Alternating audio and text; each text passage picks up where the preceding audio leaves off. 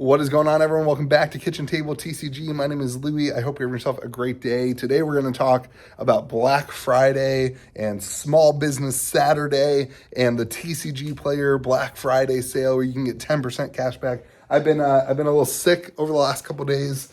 That's why we haven't made any content, but we're getting through it and just in time for what has always been one of the busiest weekends ever. It's already jump starting. Look at this. Joy, this is the stack of Pokemon cards already going out today. From what letters? This is A to V. A to V. That's already today, and it's currently, what day is it? Wednesday. It's currently Wednesday, so a lot of time left. So I want to give you guys my perspective of the entire industry when it comes to Black Friday sales, and particularly like the TCGplayer sales. I want to share with you exactly what we are doing and why we are doing it and how we do it. And again, there's no right or wrong way to do any of this. This industry, one of the things I've learned over the last 5 years of doing this, is that every store has different needs and different cash flow and different storage, issues and different ways of handling different things. And so what might work for me as a store might not work for your store, or might not work for your business that sells cards on TCGplayer, that kind of stuff. So let's start locally. What we're doing, we are just doing a flat 10% off everything in our store on Black Friday. And the idea of that is just to give back to our community. There's no real reason we are doing it in terms of it's not like we're in a hole financially and we need that. It's not like we're trying to clear out any specific product. Although I might do a special sale on some of these collection boxes. We still have a good chunk of Mega Lucario figure boxes and that kind of stuff that our locals have already kind of bought.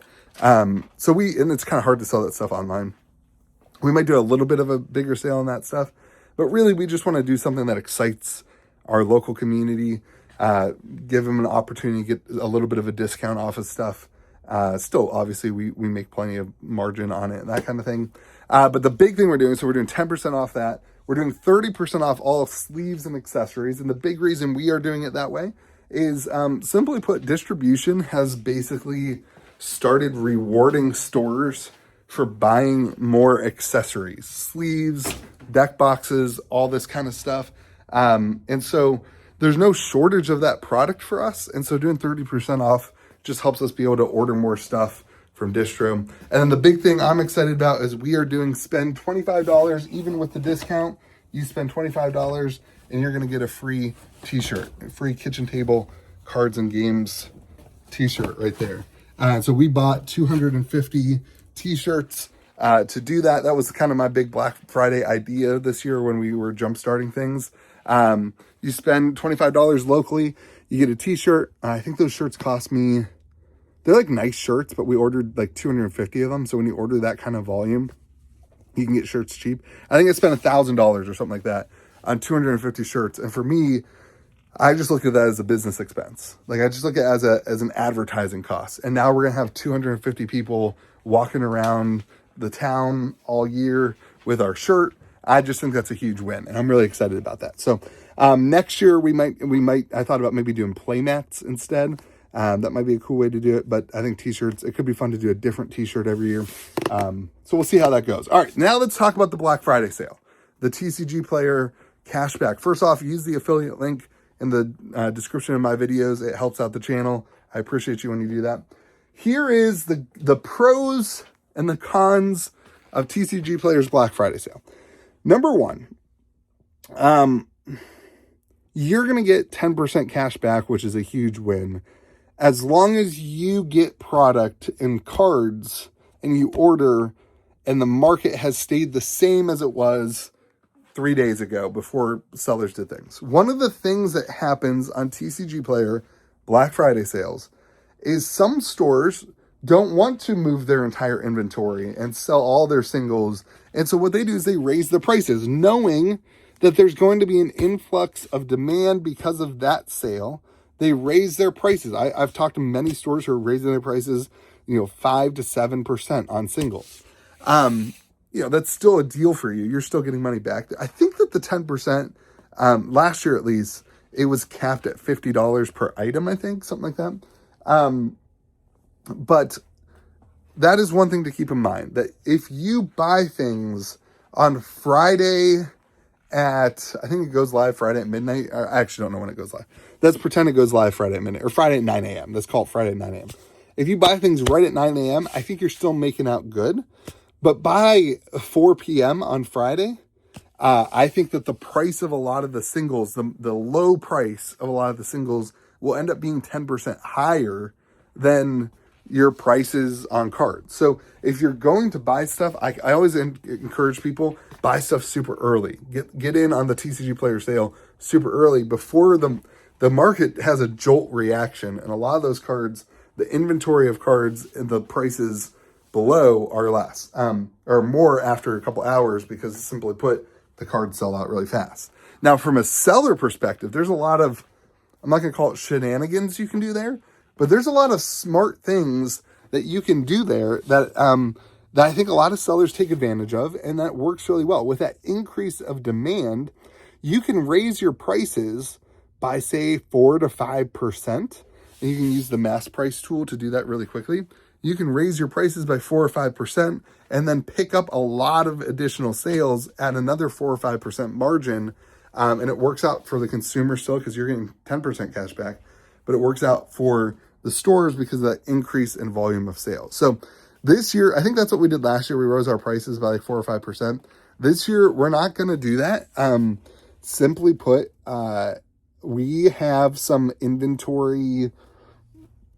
I'm going to call it, I don't know how to explain it. They're not inventory issues, but we have cards listed in our system, or we have cards in our current inventory, our physical inventory, that are not listed on TCGplayer. We've had mistakes happen, right? Like one of my employees bought cards and forgot to submit the list, that kind of thing. We changed the way that we did stuff when we moved the store. There were some hiccups, there were some learning curves. So we know that in our online inventory, we have, what, Joey, 17,000 cards in our online inventory ready to go. But in our physical inventory, I'm guessing there's more like 19 to 20,000 cards. So all that to say, before we take the process of going through and double checking cards and really looking at that kind of thing, I want to sell out of a bunch of those $17,000 cards to make the second process simpler. So for us, we aren't raising our prices that much. I think I'm going to do 2% or 2.5%, just because I'm afraid of having, 750, 800, 900 orders in one day. And there is a fraction of, there's a part of this whole thing that is like, how much work can my employees handle in a given day to make sure the orders still go out within the 2-day window. But by doing that, it allows us to sell through a lot of the cards that are there and then reprocess a lot of our inventory and double check things as we're doing that later. So that's one of the big things. I anticipate we'll have a significant amount of sales at that 2.5%, 3%, that kind of thing. But really nothing changes for us with singles. Like, I don't really worry about that. We have plenty of margin on singles. Like when you buy singles as a store, you're building in the margin there. The big question for me when it comes to Black Friday is always, what do I do with sealed product? Sealed product is a whole nother beast, in that when you sell sealed product on TCGplayer, there's a increased amount of things to think about. Singles, when we buy singles, our buy rates include, in my math, our buy rates include that we are going to pay 15% in fees, or 17% for pro sellers. We're going to pay those fees. So when I buy a card, I build my margins. If I want to walk away with 15 to 20% in margins, we build those margins into the price of the card. That's why when you sell a card to us that is expensive, we can pay you more money for that card, because TCGplayer has a maximum $50 fee per item. So if the card's, let's say a card is $1,000, we can pay you more money for it because we don't have to base the percentage on the fees, if that makes sense. For sealed product, we buy sealed product from distribution, and we don't get to say our margins based off of the market price when we buy product from distribution. So when you sell, let's say Final Fantasy play boxes. These are all Final Fantasy play boxes. When we sell Final Fantasy play boxes, and TCGplayer is going to take 15 to 20, 17%, whatever it is. And then we also have to pay, $10 to $15 for a shipping label, or maybe a single box is only $7 for a shipping label. It starts to eat up the fees for selling this, which then brings me to this point. I think a lot of sellers can use the TCGplayer sale as a way to get cash flow. If you need cash flow, the TCGplayer sale is really good for you as a business owner, a card shop owner, because if you need cash flow, if you don't have money for, let's say, the holiday release is coming up. Let's say you forgot about the holiday release, that is the Final Fantasy holiday release in a couple weeks, and you've got a $5,000 bill due at all your distributors, and you need cash flow, and you don't have that cash flow. I think the TCGplayer sale is really good for that. But for stores who have better funds, who don't need that kind of constant cash flow coming in, the TCGplayer sale can be a little dangerous because you can get carried away with listing things. Spider-Man play boxes. Let's go over there. I'm going to list Spider-Man play boxes for a second issue that we'll talk about in a second. But Spider-Man play boxes, if you sell these on TCGplayer, you're going to lose money. You're losing a significant amount of money. The price of the box is less than distribution cost on TCGplayer. Then you're paying fees. Then you're paying shipping. You're losing money. You're going to lose 20% on Spider-Man. So you just got to be careful as a store to make sure that what you are doing is not negatively affecting your bottom line at the end of the day. But if you need cash flow, I think this is a really great weekend. And here's why. A lot of stores don't like to sell sealed product on TCGplayer because it takes a lot of time. It's easy to have like an inventory of singles that ships out. Singles are easy to organize. They're easy to pack. They're easy to sell. They're easy to handle. Sealed product takes up a lot more space. You have to have the right boxes. You have to have packing material. It's a whole nother beast. And if you are an average LGS, you don't do that kind of stuff. I wouldn't say that we are an average LGS because we have a huge online presence, but we still don't have the full setup that I wish we had in like a warehouse for sealed product. I look at the TCGplayer sale as an opportunity to say, hey, for 3 days of shipping product, I'm going to have a setup, a temporary setup, ready to go so that I can move some volume of sealed product. In some people, it might be to get cash flow. In my case, it's to get storage space. I'm out of room to store commander decks. Okay. I like to move our things with our Gold Wizard program in our Discord server. I typically move our commander decks and our play boosters, collector boxes, all that kind of stuff usually moves very quickly. In this case, I bought too much. I bought way too many Final Fantasy play boosters. I bought way too many Tarkir Dragonstorm decks. I bought way too many Edge of Eternities. And I simply don't have the space in my store to store these things. And so for me, I look at this weekend as saying, okay, if I can at least break even on this stuff, after fees, after shipping, if I can break even, maybe lose just a little bit of money, but I gained a lot of spend at distribution. I also, in the entire release of the restock, I'm still breaking even or whatever. I look at it as an opportunity to say, okay, I only need 3 days worth of space to move the product so that when the next product line comes in, I have the space to sell it. I have the space to handle it.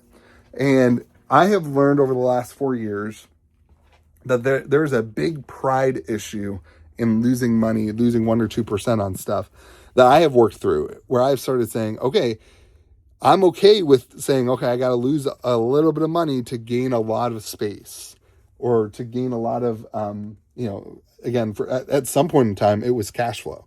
And so I think that's a really big win. And so I want to say to store owners, don't be afraid. In my opinion, like I'm listing Spider-Man boxes.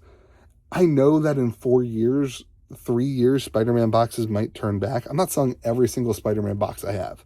Okay. But I have a lot of Spider-Man boxes that just didn't move, didn't sell.